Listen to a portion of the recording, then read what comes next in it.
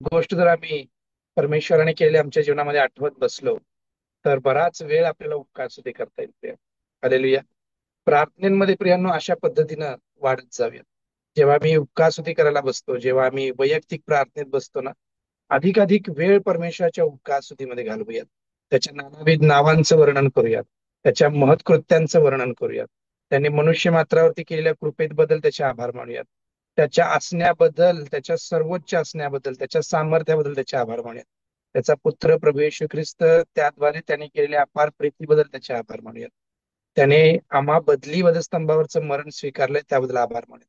तो आम्हाला टाकत नाही, सोडत नाही आणि त्याचा सत्याचा पवित्र आत्मा आम्हा बरोबर आहे म्हणून त्याचे आभार मानूयात. पवित्र आत्म्याच्या प्रत्येक दानांबद्दल त्याची उपकार स्तुती करूयात. प्रियांनो, अनेक तुम्ही यादी जर काढली तर ती यादी न संपणारी आहे प्रियांनो. आणि मग जर ती तुम्ही यादी करायला बसला, जितकं आठवत जाल तितकी उपकार स्तुती तुम्ही अधिक परमेश्वराची करू शकाल, तितके परमेश्वराजवळ तुम्ही अधिक जाल प्रिय, नाही का? आणि मग त्यानंतर आता जे गीत गायलं त्यानंतर त्या गोष्टी येतात प्रियानो. त्याने केलेल्या प्रत्येक कृपेबद्दल, आपल्या वैयक्तिक जीवनाबद्दल, मानसिक, शारीरिक, आध्यात्मिक जीवनाबद्दल, आपल्या कुटुंबाबद्दल, आपल्या लेकरांबद्दल, आपल्या कामाबद्दल, आपल्याला सगळ्या गोष्टींचा झालेल्या पुरवठ्याबद्दल किती गोष्टी आहेत पहा. अगणित गोष्टी आहेत परमेश्वराची उपकार स्तुती करण्यासाठी. हालेलुया. देवाला धन्यवाद देऊयात की फार सुंदर उपकार स्तुतीचं गीत त्याने निवडलं. आणि मी बऱ्याचदा आम्ही सांगत असतो प्रियांनो, उपकार स्तुतीची गीतं गा, परमेश्वराच्या स्तवनाची गीतं गा, नाही का? पवित्र शास्त्रामध्ये किंवा उपासना संगीतामध्ये अशी अनेक गीत आहेत ज्यामध्ये फक्त परमेश्वराची, पित्याची, पुत्राची, पवित्र आत्म्याची उपकार स्तुती केली गेली, नाही का? काही गीतं अशी आहेत जी समर्पणाची गीतं आहेत, काही गीतं अशी आहेत जी गीतं आमच्या प्रार्थना, विनंत्या परमेश्वराकडे मागण्याच्या आहेत, आमच्या विनंत्या परमेश्वराकडे मांडण्याच्या आहेत. काही गीतं पापकबुलीची आहेत, काही गीतं क्षमेच्या याचनेची आहेत, नाही का? गीतांची देखील वर्गवारी आहे, परंतु उपकार स्तुती करत असताना विशेषतः त्या गीतांचे बोल पहा, उपकार स्तुतीची गीतं पहा. समर्पणाची गीतं, पापक्षमेची गीतं, पापकबुलीची गीतं, ही जी गीतं आहेत ना, ती तुमच्या वैयक्तिक आराधनेमध्ये, स्तुतीमध्ये तुम्ही समाविष्ट करा. सामुदायिक उपकार स्तुतीमध्ये सुद्धा ते असू द्यातच, परंतु जेव्हा आम्ही सामुदायिक उपकार स्तुती करतो तेव्हा आधिक्याने परमेश्वराचं गौरव वर्णन करणारी गीतं आम्हाला अधिक पाठ असायला पाहिजेत, नाही का? अनेक गीतकारांनी, हल्ली हल्लीच्या गीतकारांनी, मी याविषयी तुम्हाला देखील सांगू इच्छितो की अनेक गीतकारांनी काही भ्रष्ट गीतं देखील लिहिलेली आहेत, ज्यामध्ये परमेश्वराचा काही महिमाच नाहीये, ज्यामध्ये सिनेमांच्या गीतांच्या चालीवरती काही चाली रचल्या गेलेल्या आहेत. आणि मग ही गीतं ऐकत असताना बऱ्याचदा आमच्या मनामध्ये पाठीमागे कुठेतरी त्या सिनेमाविषयी किंवा त्या गीतांविषयीची चाल कुठेतरी गुणगुणत असते, पुटपुटत असते प्रिय. परंतु आत्म्याच्या प्रेरणेनं देवाच्या सेवकांनी लिहिली गेलेली, देवाच्या वचनावर आधारित असलेली उपकारस्तुतीची अशी अनेक गीतं आहेत, आणि ती गाण्याचा प्रयत्न करा. ती तुम्हाला देवाच्या जवळ अधिक घेऊन जातात, कारण ती आत्म्याच्या प्रेरणाने लिहिलेली. तो एक एक शब्द आत्म्याने सुचवलेला असतो प्रियांनो. ईश्वर प्रेरित जे आम्ही म्हणतो ना, पवित्र शास्त्र जे ईश्वर प्रेरित आहे, ते ईश्वर प्रेरित असं सुचवलेलं गीत सुद्धा असतं प्रियांनो, कारण देवाच्या आत्म्याने सुचवलेलं तो प्रत्येक शब्द असतो, नाही का? आणि म्हणून आम्ही आता याच्यामध्ये थोडंसं वाढत जाऊयात. जेव्हा आम्ही उपकार स्तुतीची गीतं म्हणतो ना, येणाऱ्या दिवसांमध्ये आपण तो उपक्रम पुन्हा करूयात. त्यामध्ये प्रत्येक गीत प्रियांनो तुम्ही आणि मी तावून पारखून घेऊयात, आणि आमचं स्वतःचं समर्पण उपकार स्तुती देवाला अधिक कसं करता येईल या संदर्भाने उपकार स्तुती करूयात. मी विशाखादाईंची आणि सृष्टीवाळाची विशेष आभार मानू इच्छितो, कारण जेव्हा ती उपकार स्तुती दोघी त्या उपकार स्तुती करत होत्या, त्या आपसूक त्या उपकार स्तुतीचा यज्ञ आपल्या मुखातून सुद्धा बाहेर पडत होता. आत्मा चालवतो. जेव्हा आत्म्याच्या प्रेरणेनं लिहिलेली गीतं आम्ही गातो, आत्म्याच्या प्रेरणेनं आम्ही उपकार स्तुती करतो, तेव्हा समचित्त असलेल्या आपल्या इतर भावा बहिणींना देखील आत्मा प्रेरित करतो आणि उभं करतो प्रिय. मला ठाऊक नाही तुम्ही त्याचा अनुभव कधी घेतलाय किंवा नाही, परंतु तो आत्मा आम्हाला त्या उपकार स्तुतीच्या यज्ञामध्ये एकत्रित करत असतो. देवाला धन्यवाद देऊयात आणि परमेश्वराची उपकार स्तुती करूयात प्रियांनो. काल आपण काय शिकलो, कोणीतरी पटकन सांगाल कशाविषयी आपण शिकलो आणि काय गोष्टी आपण बोललो?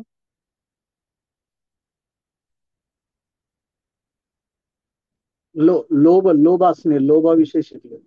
येस, लोभाविषयी शिकलो काल आपण. हालेलुया. अजून जार कर्म. जार जार कर्म कर्म. शिकलो. हालेलुया. येस, जार कर्माविषयी शिकलो. आणि अजून काही शिकलो का त्यामध्ये? धारणा. अजून काही शिकलो का आपण? जार कर्माविषयी शिकलो आम्ही आणि लोभाविषयी शिकलो, सर्व प्रकारची अशुद्धता याच्याविषयी शिकलो. जार कर्म विशेषतः हे गंभीर पातक काय हो, काल आपण शिकलो, कोणी सांगेल मला? देवाने आम्हाला अशुद्धतेसाठी नाही तर पवित्रतेसाठी पाचारण केलंय. अगदी बरोबर आहे. आमचं पाचारण हे पवित्रतेसाठी आहे, अशुद्धपणासाठी नाही आहे प्रियांनो. हालेलुया. परंतु जार कर्म हे जे एक विशेष पातक आहे, सगळीच पातकं देवाविरुद्ध आहे आणि त्याला दंड आहे, नाही का? परंतु जार कर्माविषयी एक सावधानतेचा गंभीर इशारा तुम्हाला मला दिलाय, तो काल आम्ही शिकलो की ते कशाच्या तरी संदर्भानं पातक आहे आणि ते जर आम्ही केलं तर त्या एका गोष्टीचा पूर्णतः नाश होऊ शकतो. कोणाला आठवतं? कोकरेच्या रक्ताने नाही. कोकरेच्या जार कर्म आम्ही कशा संदर्भाने करतो, ते कशाशी निगडीत आहे? बाकी इतर सर्व पाप अशा संदर्भाने ते वचन आहे. कोणाला आठवतं? देहाच्या कर्मामुळे कोणी काय सांगितलं? लोभामुळे लोभामुळे. जार कर्माविषयी आपण विशेषतः बोलत आहोत. जार कर्म जेव्हा आम्ही करतो तेव्हा प्रियांनो लक्षात घेऊयात, बाकीची पाप आम्ही करतो ती शरीराबाहेर होतात प्रियांनो. जार कर्म आम्ही शरीराच्या संदर्भाने केलेलं पाहतो आणि शरीर काय आहे? देवाचं मंदिर आहे. देवाचा जो आत्मा तो त्या शरीरामध्ये वस्ती करतो आणि देवाने गांभीर्याचा इशारा काय दिलाय? जो कोणी त्या शरीराचा नाश करेल त्याचा नाश करेल. आणि मंदिराचं पातक आहे, त्याविषयी काल तुम्ही मी शिकलो. आणि मग त्याच वचनामध्ये, त्याच अध्यायामध्ये 5व्या वचनामध्ये देखील आम्ही अभ्यास केलेला आहे की जार कर्म किंवा लोभ असू द्यात, या सगळ्या गोष्टी जर आम्ही करतो तर आम्हाला देवाच्या राज्याचा वारसा, वतन आणि वाटा मिळणार नाही असं म्हटलेलं आहे. स्पष्ट रीतीने देवाचं वचन आम्हाला, आम्ही त्यात वाटेकरी होऊ शकत नाही आणि म्हणून जार कर्म आम्हाला करायचं नाहीये आणि त्याचं नाव सुद्धा आम्ही घ्यायचं नाही, याविषयी आम्ही पाहिजे. लोभ देखील मूर्तीपूजा आहे का? लोभ मूर्तीपूजा आहे का? हो, लोभ करणे पण मूर्तीपूजाच आहे. येस, लोभ हा देखील मूर्तीपूजा आहे प्रियांनो. आणि मग लोभाविषयी काल तुम्ही आणि मी पाहिलेला आहे.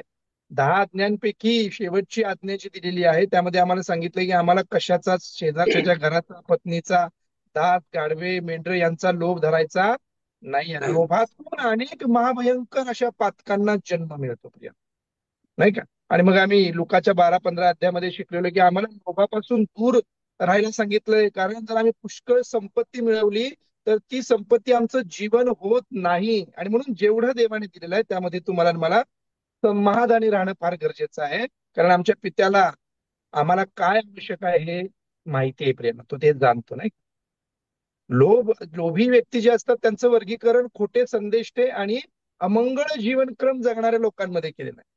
जर आम्ही लोभी आहोत तर आम्ही अमंगळ जीवन जगणाऱ्या लोकांच्या वर्गवारीमध्ये, विभागवारीमध्ये जातो आणि आम्ही देवाच्या विभागवारीमध्ये येत नाही. आम्ही शेरडांमध्ये जातो, आम्ही मेंढरांमध्ये त्या ठिकाणी राहतो. काल आम्ही लोभाची बरीचशी उदाहरणं पवित्र शास्त्रातून पाहिली प्रेम. आम्ही गेंजीचं उदाहरण पाहिलं, नाही का?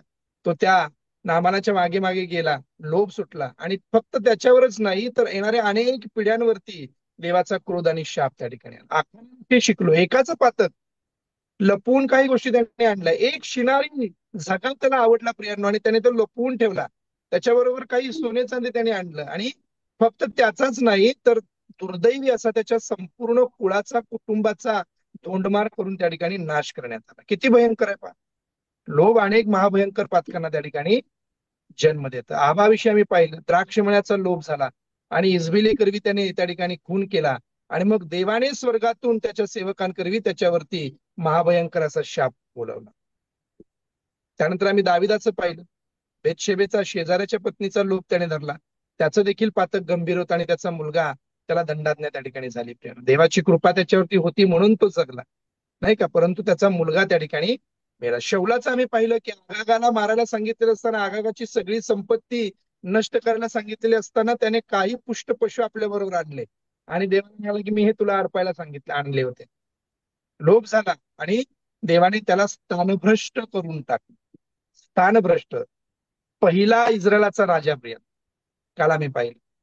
किती मोठं भाग्य, देवाच्या वंशावरती राज्य करणारा देवाचा अभिषेक तसा पहिला राजा साध्या लोभामुळे पदभ्रष्ट झाला आणि स्थानभ्रष्ट होऊन त्याला त्या ठिकाणी तो शापित झाला असं आपल्याला पाहायला मिळतं. यहूदा इस्करियोत नाही का, त्याच्याविषयी आम्ही काल पाहिलं की त्यानेही 30 रुपयांसाठी लोभ धरला आणि प्रभूला त्या ठिकाणी धरून दिलं.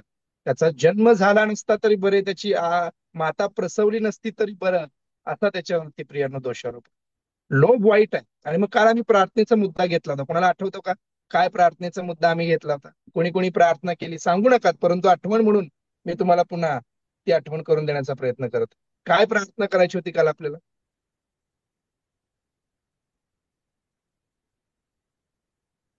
कोणाला आठवतं? लोभाविषयी आपल्याला प्रार्थना करायची होती की देवा, तुझ्या इच्छेच्या विरोधात ज्या ज्या गोष्टींचा लोभ आम्ही धरलाय ते त्या गोष्टी आमच्या जीवनातून काढून टाक, जेणेकरून त्या पायी आम्ही अजून महाभयंकर पातकांना जन्म देऊ नये आणि तुझ्या विरोधात तुझे वैरी म्हणून उभे राहू नये, आमच्यावरती शाप येऊ नये, तर आम्ही आशीर्वादात राहावं. येस ताई, बोल. Praise the Lord. Sorry me disturb करते. मला एवढीच सगळ्यांना आठवण करून द्यायची, जेव्हा आपले बंधू किंवा कोणी सांगेल की ही प्रार्थना करा, ह्यासाठी तुम्ही पूर्ण नोट्स नाही लिहिले तरी चालेल, पण जेव्हा सांगतील सर्वांना मी विनंती करते की ह्यासाठी प्रार्थना करा, पश्चाताप करा, देवाकडे मागा, ते नक्की करा, कारण ते पवित्र आत्म्याकडून आपणाला येतंय आणि सर्वजण त्याचा अनुभव घेत आहोत, मीही घेत आहे की जेव्हा आपण पश्चाताप करतो त्या पापावर विजय मिळवण्यासाठी देवाचा आत्मा आपणाला चालवतो. त्या त्या शास्त्र अभ्यासाचं ते सार असतं प्रियानो. आणि देवाचा पवित्र आत्मा ना, आम्ही जसं एखाद्या फळाचा ज्यूस काढतो ना, नाही का, सगळं जे बाकीचं असतं ते कदाचित बाहेर राहतं, परंतु जे जे गरजेचं असतं तेवढं आमच्या आतमध्ये जातं ना. पवित्र आत्म्याला माहितीये, त्याला आमचं अंतर्बाह्य हृदय माहिती आहे, आमच्या गरजा काय आहेत माहिती आहे. आणि म्हणून त्यावरती विशेष प्रार्थना करूयात प्रियांनो. आपल्या कुटुंबासमवेत, जर कुटुंब नसेल तर एकटे बंद खोलीमध्ये जाऊन देवासमोर गुडघ्यावर बसून झोपण्यापूर्वी देवाजवळ त्या सगळ्या गोष्टींसाठी प्रार्थना करूयात. हालेलुया. पुढच्या वचनाकडे आपण जाऊयात. वचन 4 कोणीतरी वाचा. तसेच अमंगळपण, बाष्कळ गोष्टी व टवाळी यांचाही उच्चार न होवो, ती उंचीत नाही तर त्यापेक्षा उपकार स्तुती होवो. आमीन. अशुद्धता, लोभ आणि याविषयी बोललेलं झाल्यानंतर पौल आम्हाला आमच्या बोलण्याविषयी थोडस गांभीर्याचा इशारा त्या ठिकाणी देतो. आणि हे देखील गंभीर असं पातक आहे.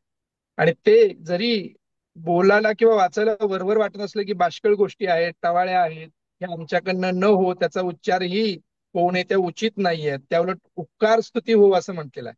बऱ्याचदा प्रियांनो बोलत बोलत आम्ही इतरांबरोबर, आपल्या भावा बहिणींबरोबर, विश्वासणाऱ्यांबरोबर, अविश्वासणाऱ्यांबरोबर, मित्र परिवारामध्ये, कुटुंबामध्ये असताना ना, हे एक सहज गुंतवणारं पातक तुमच्या मागे.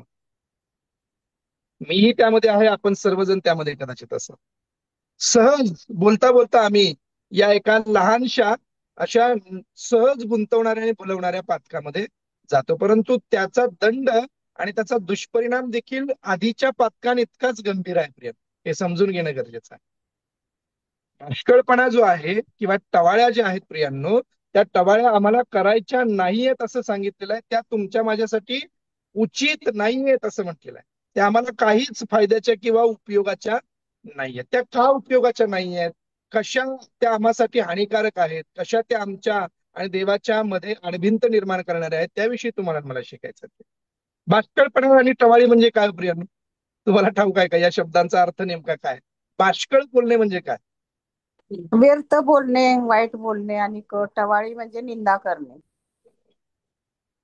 व्यर्थ बडबड, जे काहीच उपयोगाचं नाहीये, अमंगळ बोलणं, जे आशीर्वादाचं नाहीये, नाही का, कोणाला तरी टोचून बोलणं असू दे, किंवा कोणाची तरी निंदा करणं असू दे, कोणाच्या तरी व्यंगाविषयी बोलणं असू दे, किंवा कोणाविषयी तरी अपशब्द काढणं असू दे प्रिय, नाही का, या बाष्कळ गोष्टी आहेत, त्या अमंगळ गोष्टी आहेत.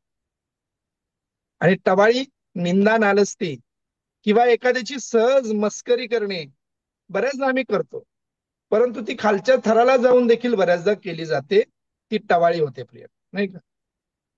या गोष्टी तुमच्या माझ्यासाठी उपयोगाच्या नाही, त्या गोष्टी आमच्या उचित नाहीयेत, त्यांचा उच्चारही करायचा नाही असं म्हटलंय. याचा अर्थ जेव्हा पौल विशेषतः त्या करायच्या नाहीत आणि त्याचा उच्चारही करायचा नाही असं आम्हाला सांगतो ना, तेव्हा त्या गांभीर्याने घेतलं जाणं गरजेचं आहे. पवित्र शास्त्रामध्ये आम्ही पाहिलेलं आहे की एखाद्या गोष्टीविषयी दोनदा जेव्हा सांगितलं जातं तेव्हा त्या गोष्टीला अधिक मोल आणि महत्व आहे प्रिय. त्यावरती देवाची इच्छा आहे की ते तुम्ही गांभीर्यानं घ्या, खात्रीने त्या गोष्टी करायच्या नाहीत असा त्याचा अर्थ होतो. देवाला त्या न आवडणाऱ्या. पौल देखील या ठिकाणी म्हणतो की या गोष्टी करायच्या नाहीयेत, त्यांचा उच्चारही काढायचा नाही. याचा अर्थ त्यांच्याकडे आम्ही गांभीर्यानं बघणं फार गरजेचं आहे. काही वचनं वाचत जाऊयात. आज बरीच वचनं आपल्याला वाचायची आहेत. वाचक वर्गांना विनंती करतो की तुम्ही पवित्र शास्त्र आपल्यासमोर उघडं करून ठेवा. कलसेकरास पत्राचा 3 अध्याय वचन 8 कोणीतरी वाचा. कलसे 3:8.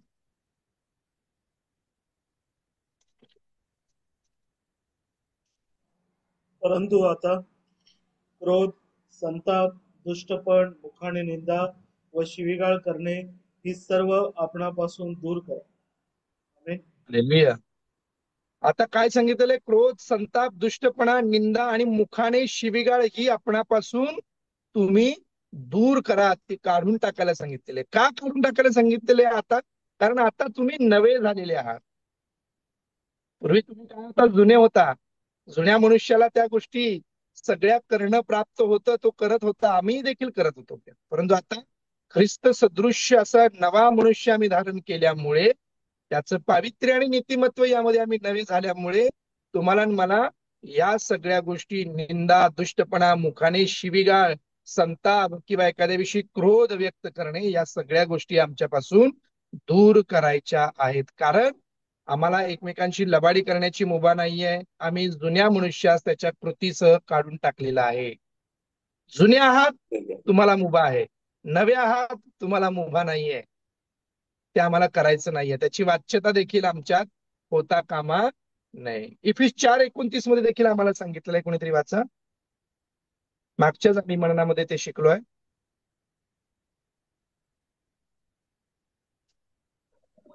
वचन पुन्हा सांगा. 4:29 भाषण न निघो, पण गरजेप्रमाणे उन्नती करता ते चांगले तेच मात्र निघो.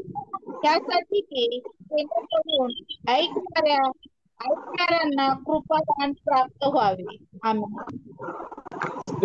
इफिसकरस पत्र 4 अध्याय वचन 29 संदर्भ. काय वचनामध्ये सांगितले? तुमच्या मुखातून कसले कुचके भाषण निघू नये. कुचकं भाषण नाही का, उगाच एखाद्याविषयी काहीतरी घाणेरडं, काहीतरी वाईट, जे त्याच्याविषयी चांगलं नाहीये, जे त्याला थोडंसं खाली पाडणारं, खाली दाखवणारं, त्याच्या मनाला दुःख देणारं असं ज्या गोष्टी आहेत त्या तुमच्या माझ्याकडनं बोलल्या जाऊ नयेत असं म्हटलेलं आहे. पण गरजेप्रमाणे उन्नती करता जे चांगले ते मात्र निघो, यासाठी की तेने करून ऐकणाऱ्यांना कृपादान प्राप्त व्हावे. आम्हाला कृपादान प्राप्त होईल असं त्या ठिकाणी बोलायचं. आम्हाला बाष्कळ, टिंगल, टवाळी, निंदा आणि त्या ठिकाणी कुचकं भाषण करायचं नाहीये. काही लोकांना त्यांचं ते व्यक्तिमत्व झालेलं असतं.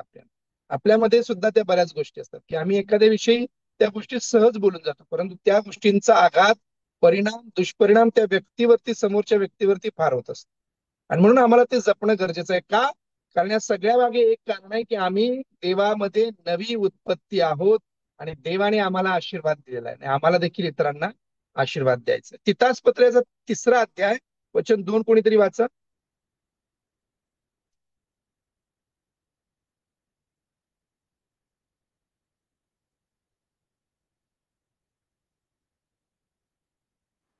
तितास 3:2. कोणाची निंदा करू नये, भांडखोरपणा न करिता सौम्य व सर्व मनुष्यांबरोबर सर्व प्रकारे नम्रतेने वागणारे असावे, अशी त्यास आठवण दे. आमेन. येस. काय सांगितलं? कोणाचीही निंदा करू नका. फार आमच्या आवडीचा एक विषय असतो बऱ्याचदा. आपण सगळेजण प्रिय नाही का, यामध्ये जितका रस घेऊन आम्ही बोलतो ना, तितका रस कदाचित आम्ही इतर कुठल्याच बाबतीत घेत नाही. एखादं पात्र, एखादं व्यक्तिमत्व, एखादी व्यक्ती, तिच्याविषयी आम्ही इतक्या उत्सुकतेने या सगळ्या बाबतीत बोलत असतो, परंतु देवाचं वचन स्पष्ट रीतीने सांगतं की कोणाचीही निंदा करू नका, करायचीच नाही. पवित्र आत्मा आम्हाला या दिवसांमध्ये टोचणी देतो का हो प्रियांनो? आम्ही स्वतःला विचारू, उत्तर सांगण्याची गरज नाहीये. जर आम्ही एखाद्या विषयी काहीतरी बोलत असू तर आम्हाला लगेचच टोचणी लागते की नाही, उगाच कशाला त्याच्याविषयी बोलायचं. काय गरज आहे त्या सगळ्या गोष्टी बोलायची? बोलता बोलता आम्ही खूप लांबपर्यंत देखील निघून लगेच जातो. टोचणी लागते, लगेच टोचणी लागते. तर त्यावेळेला आपण प्रार्थना करायची, क्षमा मागायची देवाकडे. हालेलुया. अगदी बरोबर. टोचणी लागल्या लागल्या आम्ही थांबणं गरजेचं आहे. आमची जीभ आवरणं गरजेचं आहे, नाही का? आम्ही स्वतःला त्याची जाणीव करून देणं गरजेचं आहे की नाही, आमच्या प्रभूला हे न आवडणार आहे. परंतु त्यावेळेला नेमकं हे पवित्र आत्मा मार्ग सुचवतोय तर आपलं मन खातं हे देखील कळणं फार गरजेचं आहे. मन खातं बऱ्याचदा, परंतु तरी देखील आम्ही रेटून त्या गोष्टी त्या ठिकाणी नेत असतो. पवित्र आत्म्याची वाणी आम्हाला समजणं फार गरजेचं. देव आम्हाला सूचित करतो, देवाचा आत्मा म्हणतो की नाही, हे चांगलं नाहीये, आम्हाला ती निंदा त्या ठिकाणी करायची नाहीये. याकोबाच्या पत्राचा 4था अध्याय वचन 11 कोणीतरी वाचा.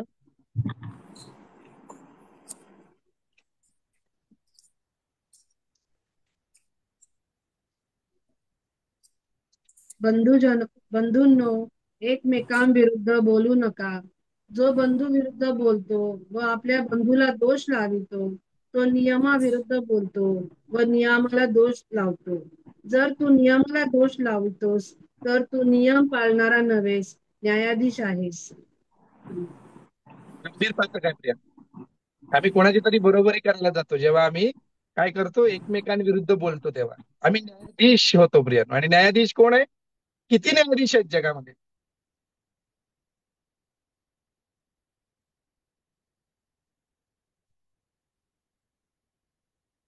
न्यायाधीश कोण आणि किती न्यायाधीश आहेत?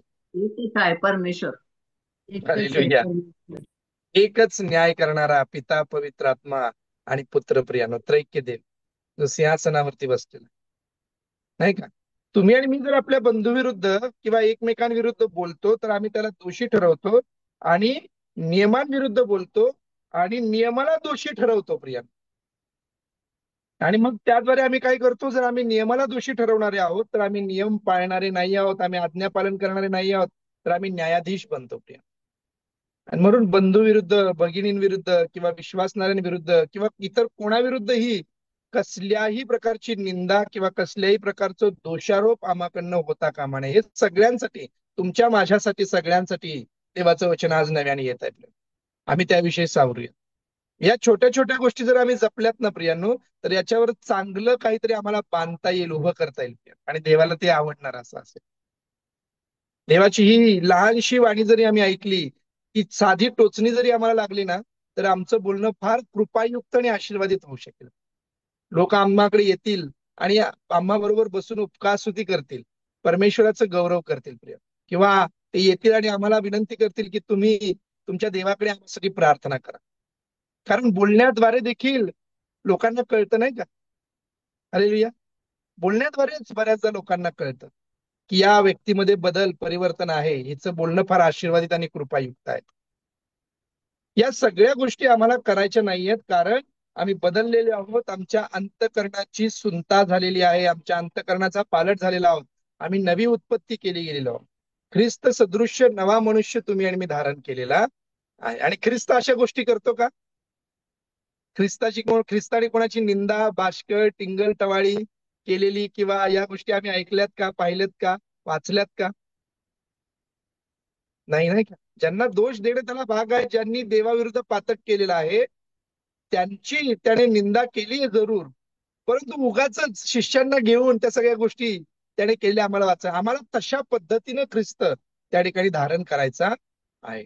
आमचं अंतःकरण बदललेलं आहे किंवा नाही आहे हे बोलण्यावरून सुद्धा कळतं प्रिय. आम्ही नव्या जन्मात आलेलो आहोत किंवा नाही आहोत, नव्या उत्पत्तीत आलेलो आहोत किंवा नाही आहोत, हे आमच्या बोलण्यावरून देखील कळतं. कसं काय? वचन आम्हाला ते सांगतं प्रिय. मत्तयाचा 12वा अध्याय आणि वचन 34 ते 35 कोणीतरी वाचा. मत्तय 12, 34, 35.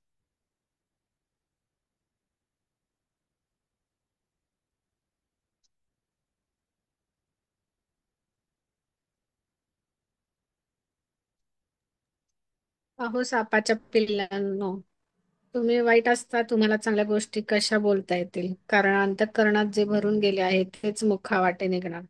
चांगला माणूस आपल्या अंतःकरणाच्या चांगल्या भांडारात चांगल्या गोष्टी काढतो आणि वाईट माणूस आपल्या वाईट भांडारातून वाईट गोष्टी काढतो.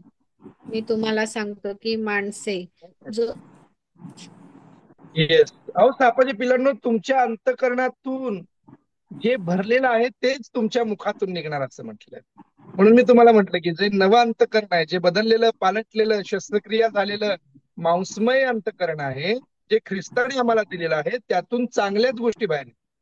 पण त्या उलट जर सातत्याने आमच्या मुखातून निंदा, नालस्ती, बाष्कळ गोष्टी, टवाळ्या या गोष्टी बाहेर पडत असतील तर कदाचित आमची पूर्ण शस्त्रक्रिया अजून झालेली नाहीये.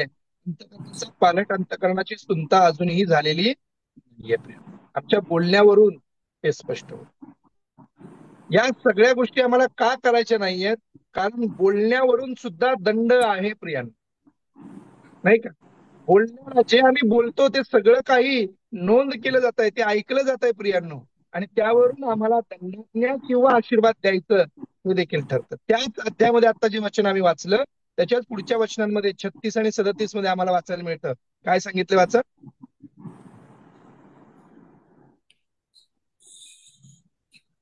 मी तुम्हाला सांगतो की माणसे जो जो व्यर्थ शब्द बोलतील त्याचा हिशोब त्यांना न्यायाच्या दिवशी द्यावा लागेल. कारण तू आपल्या बोलण्यावरून निर्दोष ठरशील आणि आपल्या बोलण्यावरून दोषी ठरशील. येस, ही गांभीर्याची वचन आहेत पहा प्रियांनो, गंभीर अशी वचन आहेत. आणि हे सांगणारा कोण आहे प्रियांनो? पौलाने लिहिलेत की ही वचन? प्रभू कोण बोलत आहे? प्रभू स्वतः न्यायाधीश, न्यायाधीश, स्वतः न्याय करणारा प्रभू येशू ख्रिस्त, तो याविषयी गांभीर्याचा इशारा आम्हाला देत आहे. तो काय म्हणत आहे प्रिया? पहा, मी तुम्हाला सांगतो, जो जो व्यर्थ शब्द तुम्ही बोलाल त्याचा हिशोब तुम्हाला न्यायाच्या दिवशी द्यावा लागणार आहे. आमच्या दैनंदिन प्रार्थनेमध्ये चुकीच्या शब्दांबद्दल आम्ही पश्चाताप करतो का दिवसभरामध्ये? हा एक लहानसा मुद्दा दैनंदिन प्रार्थनेमध्ये आपल्या ऍड करून घेऊया. दिवसभरामध्ये बरंच बोलतो नाही का आम्ही? उठल्यापासून आम्ही बोलतो. आम्ही देवाशी बोलतो, आमच्या घरच्यांशी बोलतो, शेजाऱ्यांशी बोलतो, मित्रांशी बोलतो, कामाच्या ठिकाणी बोलतो, प्रवासात बोलतो, ये जा करतो. आम्ही मनात स्वगत बऱ्याचदा बोलतो प्रियांनो. विचारांमध्ये सुद्धा आमचं बरंच बोलणं, वाद सुरू असतो नाही का? आणि त्यामध्ये सगळेच काही आशीर्वादाचं आणि कृपायुक्त असतं का? नाही, नाही का? नाही असं. दैनंदिन पातळीवरती प्रियांनो, तुम्हाला आणि मला आमच्या जीवनामध्ये किंवा आम्ही बोललेल्या सगळ्या व्यर्थ शब्दांबद्दल देखील परमेश्वराजवळ क्षमा मागणं गरजेचं आहे. कारण देव प्रभू येशू ख्रिस्त या ठिकाणी म्हणतो की तो नोंद केला जात आहे आणि त्याचा हिशोब तुम्हाला न्यायाच्या दिवशी द्यावा लागतो. बोलण्यावरूनच आम्ही दोषी आणि बोलण्यावरूनच आम्ही निर्दोष ठरणार आहोत. म्हणून आमचं बोलणं या सगळ्या गोष्टींमध्ये अतिशय आशीर्वादित आणि कृपायुक्त असणं गरजेचं. या बाष्कळ गोष्टी तुम्हाला आणि मला करायच्या नाही. ज्या जिभेद्वारे आम्ही बोलतो प्रियांनो, त्या जिभेमध्ये प्रचंड सामर्थ्य आहे. तुम्हाला ती वचनं माहिती असतील नाही का? जिभेच्या हाती काय आहे? नीतिसूत्र आम्हाला काय सांगतं?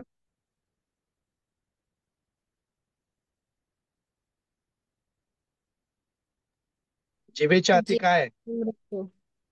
हा, जीवन व मरण, नाही का? वचन वाचूयात प्रियांनो. नीती 18:21 कोणीतरी वाचा. नीतिसूत्र 18वा अध्याय आणि वचन 21.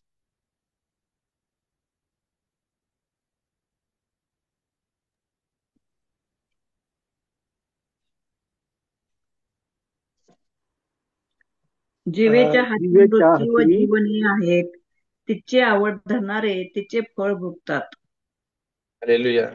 तिची आवड धरणारे तिचे फळ भोगतात. आम्ही कशाची आवड धरतो? दोन्ही गोष्टी तिच्या ताब्यात आहेत, जीवन आणि मृत्यू. त्यापैकी आम्ही कशाची आवड धरतो? जीवनाची की मृत्यूची? जर आम्ही जीवनाची आवड धरली तर आम्ही जीवनाचं फळ भोगणार. जर आम्ही मृत्यूची आवड धरली तर आम्ही मृत्यूचं फळ भोगणार. कारण सगळ्या व्यर्थ बोललेल्या गोष्टींची नोंद घेतली जात आहे. स्वर्ग ऐकत आहे प्रियांनो. सिंहासनावर बसलेला देव तुमचं आणि माझं खाली बापून अवलोकन करतो. त्याच्या नेत्रातून काहीही सुटत नाही. त्याचे कान सगळं काही ऐकतात, नाही का? सगळ्या गोष्टींची नोंद केली जाते. जिभेच्या हाती सामर्थ्य आहे, जीवन आणि मृत्यू आहे. का आहे? कारण आम्ही त्याच्या प्रतिरूपाचे निर्माण केले गेलेलो आहोत प्रियांनो. त्याने त्या जिभेमध्ये सामर्थ्य पेरलेलं आहे. कारण त्याने जिभेने शब्दांनी अवघ निर्माण केलंय. सृष्टी त्याने शब्दांनी निर्माण केलेली आहे. तो बोलला आणि अवघ निर्माण झालेला आहे. तुमच्या जिभेमध्ये देखील त्याने ते सामर्थ्य ठेवलेलं आहे. आणि म्हणून यापुढे आमचं बोलणं हे आशीर्वादाचंच असणं अत्यंत गरजेचं आहे. आमचं बोलणं हे व्यर्थ असता कामा नये. रागामध्ये, एकटे असताना, इतरांशी बोलताना सगळ्या बाबतीत आम्ही जपणं फार गरजेचं. जिभेविषयी तर एक अख्खा अध्याय लिहिला गेलेला आहे प्रियांनो. कुठला अध्याय कोणाला माहितीये? कुठल्या पुस्तकामध्ये आहे?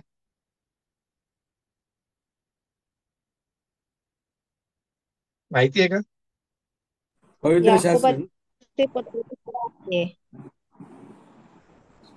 सांगितलं याकोबाच्या 3रा अध्याय. हालेलुया. याकोबाचा 3रा अध्याय.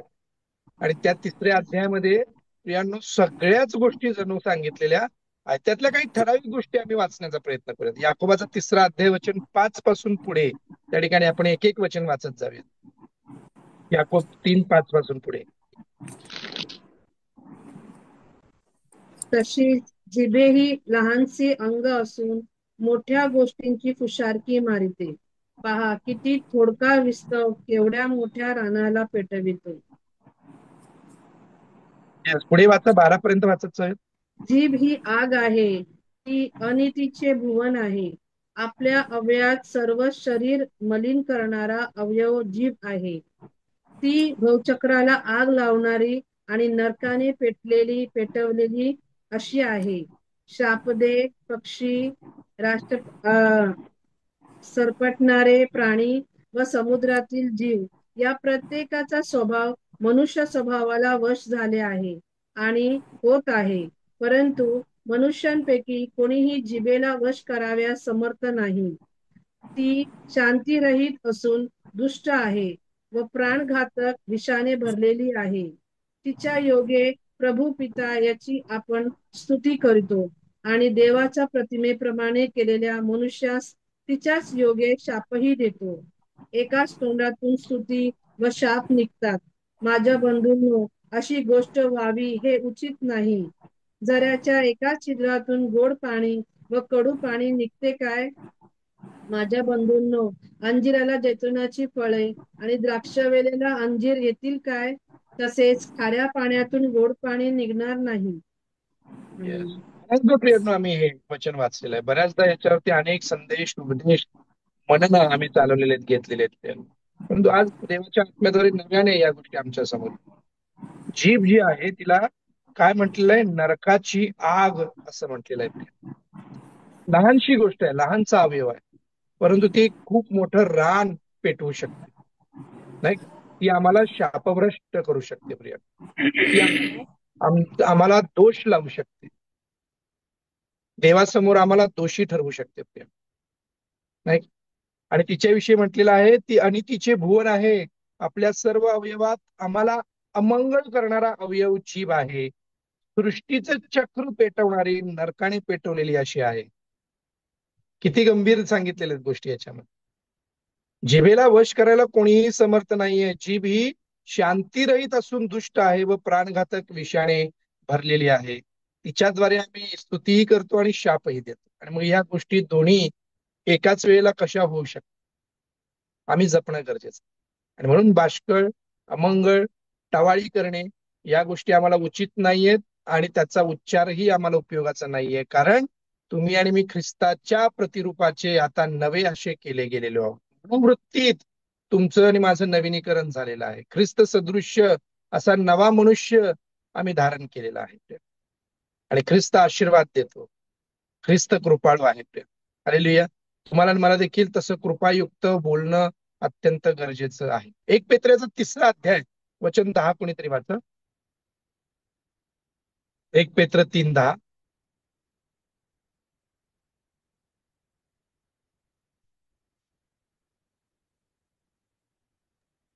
कारण जीवित आवडते व्हावे व चांगले दिवस पहावे अशी ज्याची इच्छा आहे त्याने दुर्भाषणापासून आपली जिव्हा व कपटी भाषणापासून आपले ओठ आवरावे.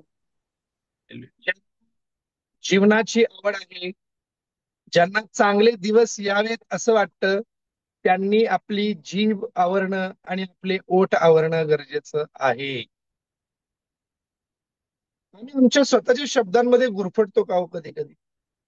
आम्ही स्वतःला स्वतः कधी कधी शाप देतो का?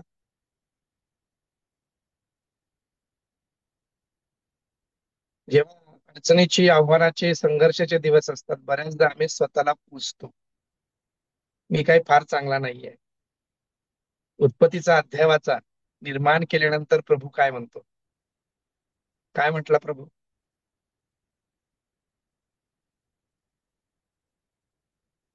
काय म्हणाला? हे चांगलं आहे. हे चांगलं आहे.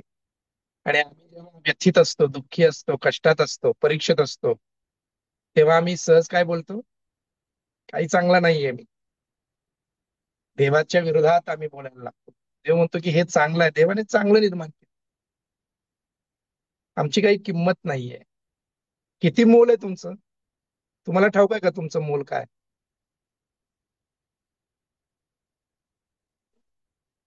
किती मोल आहे? कोणाला कळलंय तुमचं मोल किती आहे? प्रभूने स्वतःचं रक्त देऊन आम्हाला आमचं मोल केलं. रक्ताच्या रक्ताएवढं तुमचं मोल आहे. येस, अमूल्य अमूल्य मूल्य. येस, ख्रिस्ताच्या रक्ताचं मोल कोण लावेल? तुम्ही इतके देवाच्या दृष्टीनं मौल्यवान आहात की त्याने त्याचा पुत्र देऊन तुम्हाला विकत घेतलेला आहे. इतकं मोल कोण देणार तुमच्या विषयीच? मग जेव्हाकडून असून कसल्या किमतीची अपेक्षा तुम्ही नाही? जेव्हा मी हे बोलत तेव्हा माझ्यासाठी देखील ते आशीर्वादित ठरते. आम्ही कोसतो स्वतःला, आम्ही शाप देतो स्वतःला, आम्ही स्वतःविषयी नकारात्मक गोष्टी बोलतो, स्वतःच्या शब्दांमध्ये गुरफटले जातो. आम्ही स्वतःच आमच्या शब्दांनी स्वतःसाठी जाळं विणतो. आमच्या भवितव्याविषयी, लेकरांविषयी सुद्धा, आमच्या प्रियजनांविषयी सुद्धा, प्रिय पती पत्नी या नात्याने आम्ही एकमेकांविषयी सुद्धा बऱ्याच गोष्टी बोलतो. आणि मग आम्ही स्वतःच स्वतःसाठी पाशरूप होतो. जीभ आवरली तर आम्ही आशीर्वादित होऊ शकतो. कृपायुक्त बोलूयात, आशीर्वाद देऊयात, स्वतःला आशीर्वाद द्या. आज झोपण्यापूर्वी 2 प्रार्थनेचे मुद्दे आपल्याकडे. पहिला मुद्दा मगाशी काय सांगितलं, कोणाला आठवतं?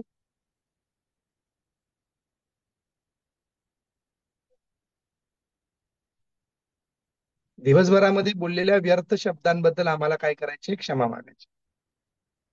आणि दुसरा मुद्दा आज प्रार्थनेच्या विषयी बोलूयात. स्वतःविषयी आशीर्वाद घोषित करा. प्रिय, झोपण्यापूर्वी स्वतःला सांगा, मी, माझं कुटुंब आशीर्वादित आहे. मी आणि माझं कुटुंब देवाच्या सावलीत, त्याच्या आश्रयाखाली, त्याच्या दुर्गामध्ये आहे. मी देवाने निवडलेला विशेष असं देवाचं मूल आहे. माझ्या विरोधात कुठलंही हत्यार चालणार नाही. आज उपकार स्तुतीचं गीत सुद्धा फार सुंदर पवित्र आत्म्याच्या प्रेरणेनं त्याच संदर्भाने आलं होतं. आज या गोष्टी घोषित करा आणि देवावर सोडून द्या आणि निश्चिंत झोपून जा.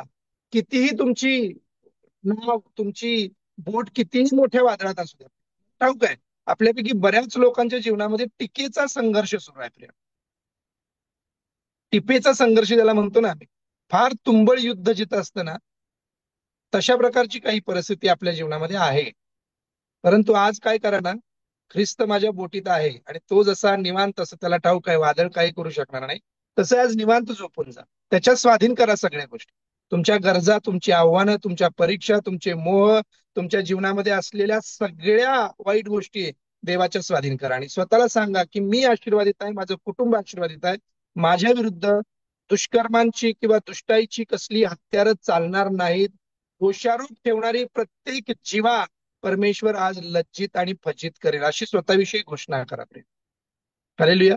आणि त्यापूर्वी परमेश्वराकडे जरूर दिवसभरामध्ये बोललेल्या व्यर्थ शब्दांची क्षमा देखील मागा. परमेश्वर ऐकत आहे, तो आमच्या प्रत्येक शब्दांची नोंद घेत आहे. प्रिय, हालेलुया. इकडे थांबूयात, पुढील वेळ आपल्या संचालकांकडे. Praise the Lord. देवबापाच्या नावाला धन्यवाद. आता वेळ झालेली आहे, तर प्रभूनं शिकवलेली प्रार्थना आणि आपण शेवटचं गीत म्हणूया. सर्वांनी आपले माईक अनम्यूट करूया. तुझे नाव पवित्र मानल्यात, तुझे राज्य जसे स्वर्गात पृथ्वीवर तुझे आणि जसे आम्ही आमच्या क्षमा केली तशी तू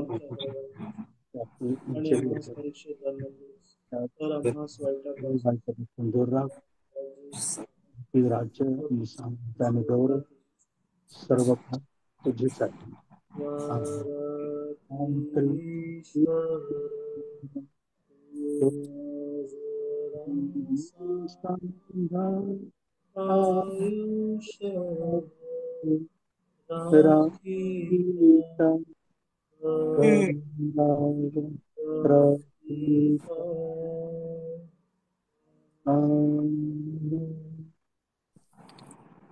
Hallelujah. Praise Lord. Good night. Hallelujah. Praise the Lord.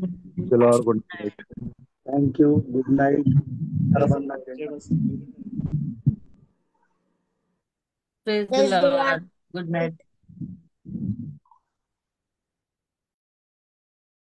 Praise Lord. Good night.